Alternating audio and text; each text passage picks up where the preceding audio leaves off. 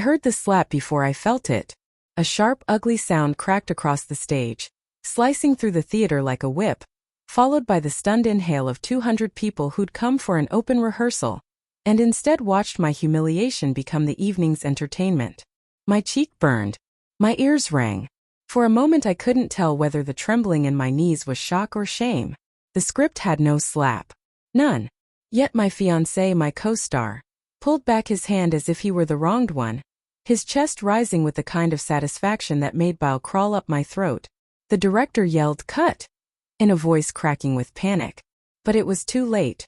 The crowd had already seen me fold into silence, my breath snagging in my chest as the spotlight scorched every corner of my vulnerability. They'd seen his smirk too, the quick, victorious curl of his lips he couldn't hide fast enough. He loved it. God help me, he loved hurting me in front of them. I didn't move. I couldn't. My hand hovered near my cheek, but touching it would mean acknowledging the pain, acknowledging him, acknowledging everything I pretended not to see for months. The stage manager rushed toward me, whispering, "Are you okay? Should we pause? Should we?" "I'm fine," I said, my voice sounding foreign, too soft, too shaky. "Let's keep going." I felt rather than saw the confusion ripple across the stage. But I straightened my spine, swallowed the rising storm, and forced myself into the next lines, trying to pretend my skin hadn't just been used as a prop for his ego.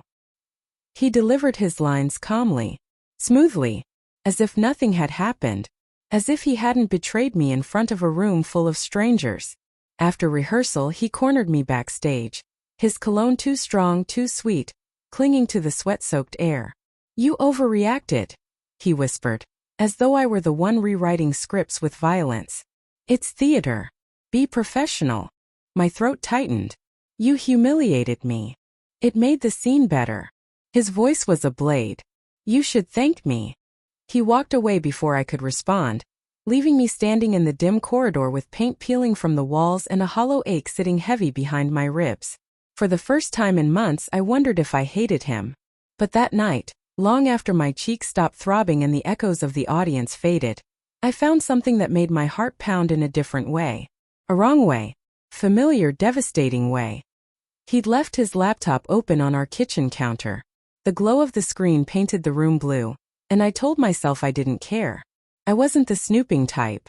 I wasn't jealous or insecure or paranoid.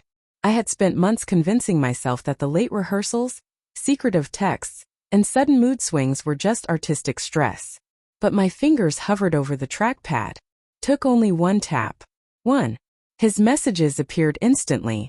Her name was all over the screen. At first I blinked, thinking it was a script note, a producer, someone from the theater. Someone harmless. But the tone made my skin crawl. Their messages weren't explicit, but they dripped with intimacy, familiarity, inside jokes about me, barbed little comments about my performance, complaints about how sensitive I'd become. And then the worst one, sent just hours after the slap. She looked like she might cry. "Wish you'd seen it in person." My hands trembled so violently, I had to grip the counter to keep from falling. The betrayal wasn't theatrical.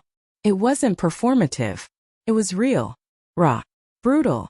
The slap was nothing compared to this. My heart twisted, then splintered. Memories flashed like daggers. His sudden protectiveness over his phone, the late-night walks he claimed he needed to clear his mind, the guilt in his eyes every time I asked a harmless question. I had known. Somewhere deep down I had known. But denial is a powerful anesthetic. And I had overdosed on it.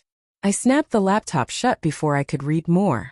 The apartment felt too quiet, too still, like the calm in a theater moments before the curtain rises on a tragedy. I didn't sleep. Instead, I sat in the living room with the faint hum of the fridge filling the silence as I whispered to myself, "Don't fall apart. Not yet. Not here." The next morning at rehearsal, people avoided my eyes. They must have seen more than I realized yesterday. My pain, my confusion, maybe even my humiliation.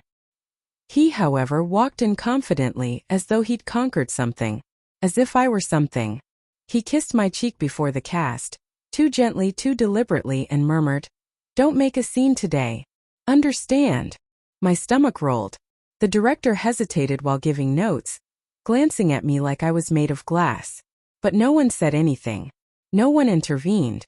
Theater people, masters of pretending nothing happened. I went through the motions, speaking my lines perfectly, breathing on cue, moving like a puppet, until something unexpected happened near the end of the rehearsal. The stage lights flickered. A small glitch, barely noticeable, but my eyes widened, because something inside me mirrored that flicker. Something that had been dimming for months suddenly sparked. He looked at me across the stage, delivering a line with false tenderness, and I swear I saw the man he used to be for a split second, before cruelty replaced him again. That was when the idea came. A terrible, brilliant, dangerous idea. A new play. A play written by me. Starring me.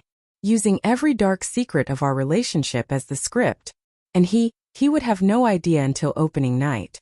The thought surged through me like adrenaline. I felt my pulse pounding, my mind racing, my heart waking from a long numb sleep. I could expose him.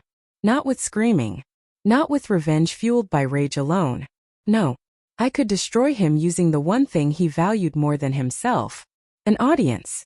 That night I sat at my desk with shaking fingers and poured everything onto the blank page. The lies. The manipulation. The slow burn cruelty.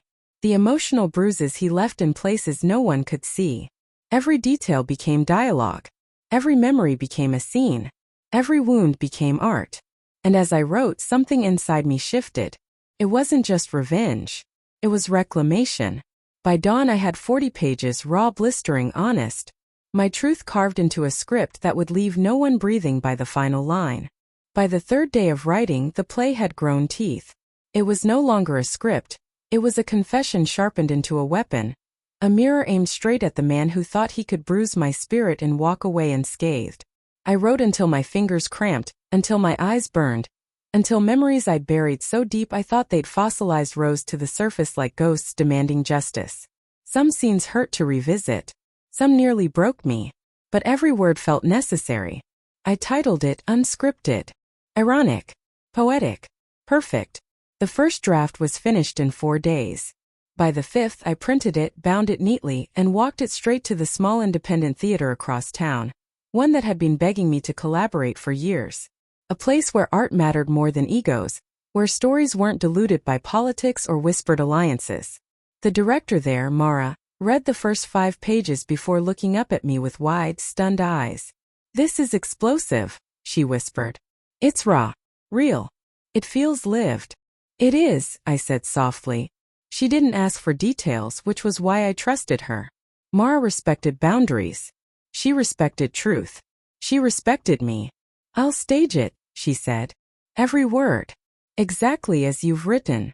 The relief hit me so hard I nearly cried. But amid the relief was something darker. Something electric. A quiet anticipation. Because the moment she said yes, the countdown began.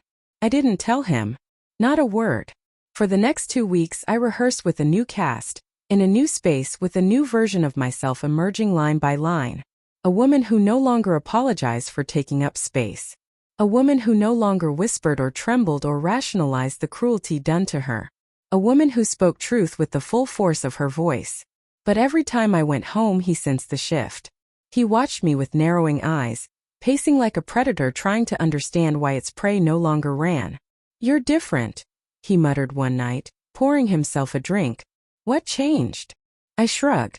"Maybe I grew up." His jaw twitched. "If you're trying to punish me for the slap, I already told you." "I'm not punishing you," I said calmly, because it was true. I was revealing him. He didn't know the difference. Opening night arrived faster than I imagined. The theater buzzed with tension. Half the audience was industry. Half were friends of Mara, and scattered among them like parasites disguised as supporters were people who knew him. People who admired him. People who would watch everything collapse tonight. I had mailed him a ticket anonymously. Front row center. Of course he assumed it was some admirer or benefactor.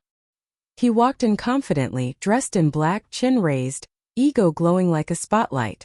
He scanned the program, confused. Then he saw the title. Then my name. And then his face cracked.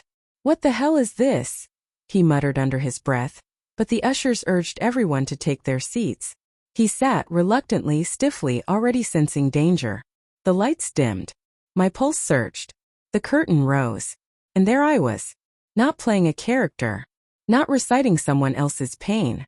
I stood center stage in the same dress I'd worn the night he first cheated, the same dress he'd complimented while texting her behind my back. Every detail in the play was deliberate. Every choice precise. The first scene mirrored the night he humiliated me. Almost word for word. Almost action for action. The audience gasped. He froze. He turned pale in seconds, his posture stiffening as the truth of what this was, what I had done, began to hit him like wave after wave of cold realization. He tried to stand. The usher quietly told him to remain seated. He had no choice. He was trapped in his own darkness. Scene after scene unfolded with ruthless honesty. The manipulation. The belittling. The emotional blackmail. The slap. The secret messages. The betrayal he thought I would never uncover. I didn't exaggerate.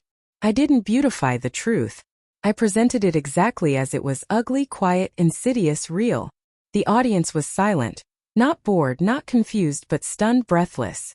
Some leaned forward, others covered their mouths. A few shifted uncomfortably, recognizing parts of themselves or their relationships in the unfolding storm. He kept shaking his head, mouthing, "No, this isn't, you can't." But I could. And I did. When the scene portraying his affair began, he lurched to his feet. "This is slander," he shouted. The audience startled.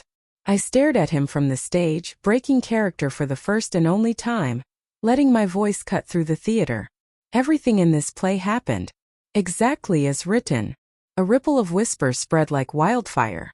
He stood trembling, unable to sit, unable to flee, suspended between fury and humiliation. "You think people will believe this?" he cried out. "You think they'll take your side?" Mara signaled the crew. A spotlight hit him, silencing him instantly. The irony wasn't lost on anyone. I continued the scene, my voice steady, my heart no longer fragile. The final moments of the play were quiet, painfully quiet. My character looked straight at the audience and said, "I stayed silent for too long. Silence is how abuse survives. Tonight I choose truth." When the lights faded to black, the silence was so complete I could hear my own heartbeat. Then the applause erupted. Thunderous. Relentless. A wave crashing over me, cleansing everything he had stained. But I wasn't watching the crowd. I was watching him. He was trembling. Face blotchy, pride shattered, lies exposed. He fled before the applause ended, shoving past people who'd once admired him. His career wouldn't end tonight, not immediately, but the questions would start. The whispers. The doubt. The stories. The truth would spread in corridors he couldn't control. Outside the stage door he waited for me. Desperate. Pale. Rage simmering beneath his skin. "How could you do this to me?" he hissed. I stepped past him, refusing to let his shadow touch me. "You handed me the script," I said.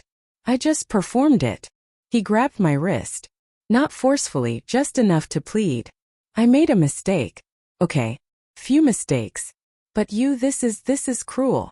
I looked at him for what felt like the first time, without fear, without love, without denial. "Cruel," I whispered, "is what you were counting on me never saying out loud." He swallowed hard. "You ruined me." "No," I said.